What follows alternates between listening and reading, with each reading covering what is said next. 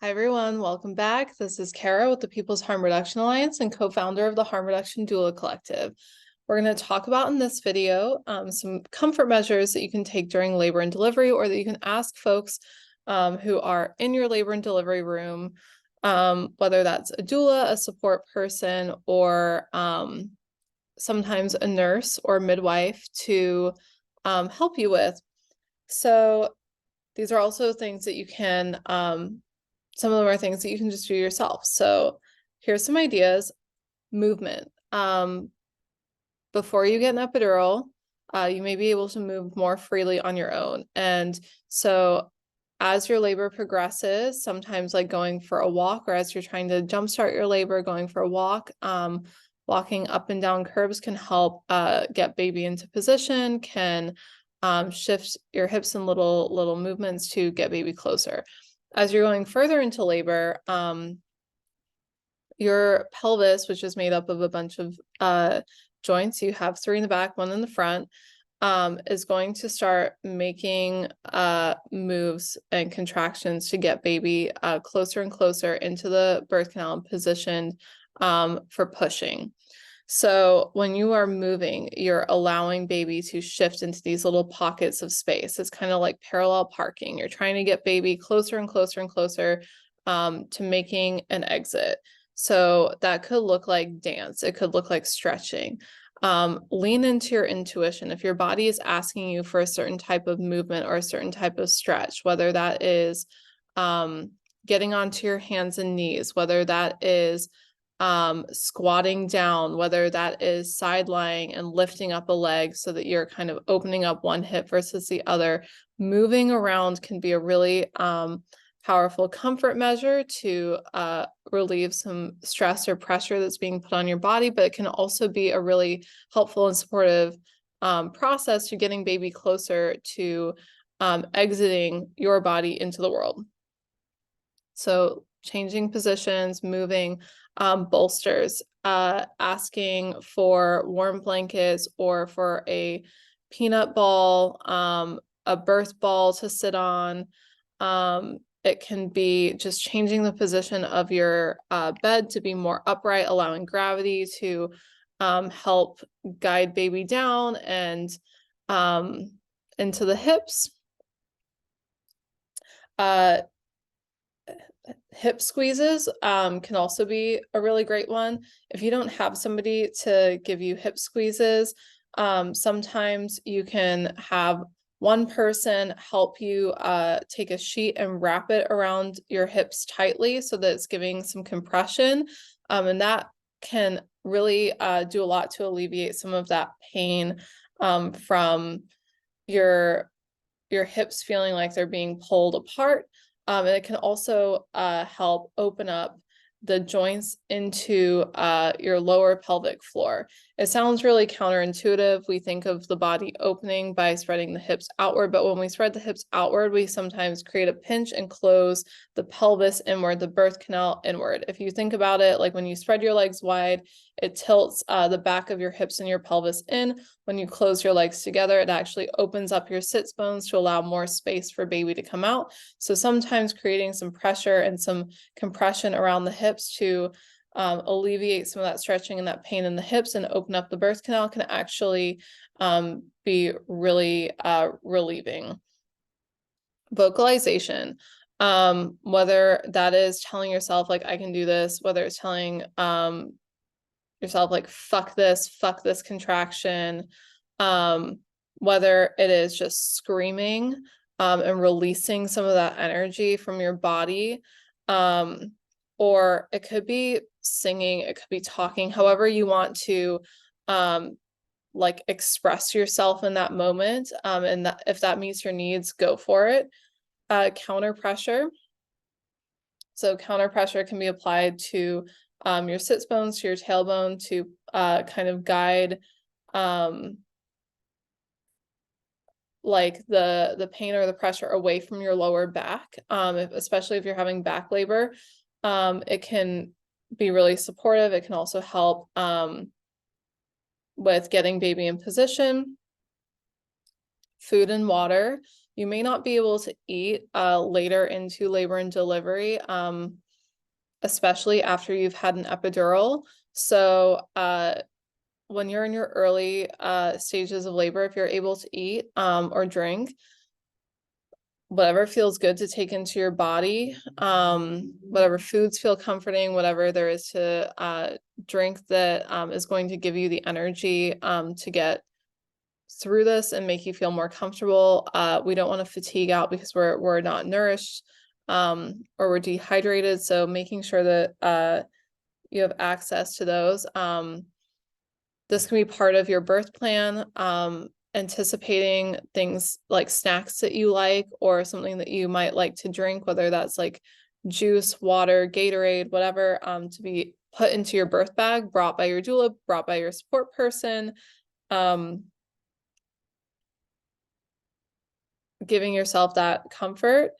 A shower, a hot bath, or a hot pack. I've talked about this in the physical healing section, how much I love my hot pack, but earlier in labor, when your contractions aren't coming quite as fast, if you have access to a shower or a hot bath, or even when you get to the hospital, if you're not quite ready for an epidural, a lot of birthing suites may have a shower or a bathroom attached to them that you can utilize. Sometimes birthing suites have tubs or pools that you can labor in up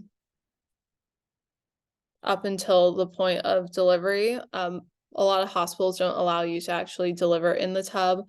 It happens because babies come out when they want to come out, but if that feels comforting to you to do that, sometimes warmth, sometimes relieving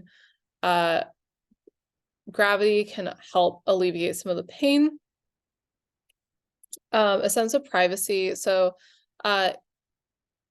sometimes even just going into the bathroom that's attached to your labor suite and sitting on the toilet and having a moment to yourself, like just shutting the door.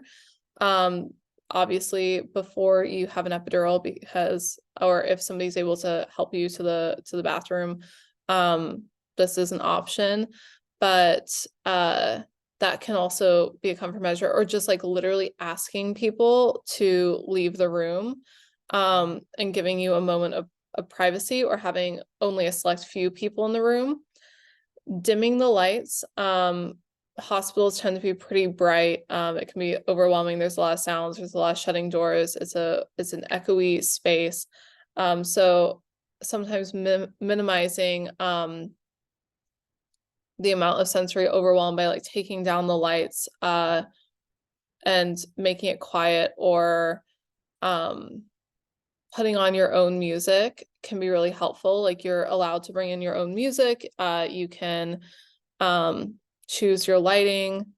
Sometimes you're able to ask them to turn up the AC or off the AC if you want to try to control the temperature in the room. Rocking and walking. Sometimes like just rocking from side to side or back and forth. Going for a walk if you can. Rest. Just taking your time, just letting it be. Laughing. Never underestimate the power of a good joke. Obviously a well-timed joke. If people in the room are trying to like make light of a situation and you are not in the mood, like that is a boundary you get to hold, absolutely. But if you want to crack jokes, make light of the situation, laugh until you cry, like go for it. Not only does it release a lot of good hormones that are going to be like super helpful and comforting during labor, it's just, laughing is good medicine. So is crying, and that's also completely acceptable. Like having a good cry, I love a good cry.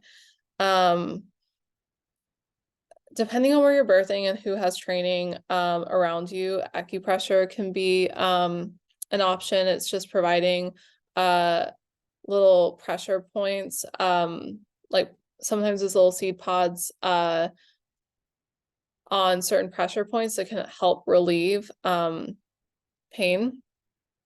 Also dependent on who's in the room and what's available to you, a TENS unit might be available, which is a device with little pads that helps deliver a kind of tingling, prickly sensation that you can turn up or turn down that distracts your mind, your sensory receptors away from the pain and can be really soothing. Most people really love it. There's some people that don't. So it's always up to you, like what interventions, what comforts you want. And it's always within your right to say, like, I don't actually like this. I want this off of me. And I like, no. Aromatherapy. So having essential oils, you can put them on a tissue and like waft them, or a cotton ball and stick it in like a little bag and like sniff it. I really like to have something calming, something energizing, and something soothing. So for calming, my go-to is usually lavender, or a blend with like lavender or ylang ylang, vetiver. They're very like calming, soothing, earthy smells. Energizing is like citrusy, bright, floral, and then soothing, I usually go for like a peppermint or a eucalyptus. So the reason having like those options is to have something that might like center or ground you and like give you something to like focus your mind on. Like if you can kind of focus on like the scent and center into that, it might help you kind of distract from the other like mental noise or physical sensations that are happening in your body. If you want something energizing to like really be like, let's go. Having that energizing scent could have that effect as well. If you're feeling really nauseated, peppermint is really my go-to. It has like a soothing effect on your stomach and your gut. That's why peppermint tea is really effective. And if you're not able to drink, or you don't want to, or have an appetite for something, that peppermint essential oil can be a helpful tool. Visualization and meditation. So sometimes like closing your eyes and just like visualizing going to another place, or a future experience that you're looking forward to, a safe and happy place or experience that you have, visualizing meeting your baby, visualizing something that you're like looking forward to, really. There's so many other ways that you can visualize or use visualization as a tool. And that looks different to different people. And meditation can be a combination of visualization. It can be a combination of like just trying to ground into your body and do like a body scan, or like using different breathing techniques. So box breathing is one. You inhale for 3, hold for 3, exhale for 3, hold for 3. And that can help get you through the pain to a certain point. A lot of people report during like the really intense active stage of labor, that breathing can kind of like go out the window, and you're just really trying to like take in oxygen, exert like pressure, push. But as much as you can kind of like hone in on that, it can be a really centering tool as well. Depending on your comfort level, and who you have in the room, who your support people are, how you like to access support, cuddling is something that can help. Again, it releases oxytocin, the bonding hormone, serotonin. Oxytocin, which is the bonding hormone, is also responsible for stimulating contractions. Nipple stimulation can also help stimulate contractions, or light suction. So that can be done also with a pump. Orgasm. So providing self-pleasure or pleasure with a partner can also help with labor pains and with stimulating labor and contractions. Having room decorations doesn't have to be anything extravagant. It could just be an item that's sentimental to you, that brings you comfort. It could be string lights. It could be, you know, pictures, or maybe you've made some birth affirmation cards. And I'm gonna just leave it at this one, because never underestimate the power of going to the bathroom. Sometimes what you need is to throw up. Sometimes what you need is to pee, especially like peeing and emptying your bladder. Like, you could be at this stage in labor and be like, oh, why is this not moving along? Why is this really uncomfortable? And then you realize, like, oh, I've just been holding my pee this whole time. And when there's so little space in your pelvis and you're holding in your like pee, that is taking up space for baby to move through. So sometimes self-care and comfort measures means peeing, and if you can't pee, getting a catheter. Have somebody else help you relieve that. I hope that this was helpful. As always, drop in the comments, hit me up, let me know what other comfort measures you think are helpful or I should have included. And we can all learn together. Thank you so much, and love you all. We'll see you soon.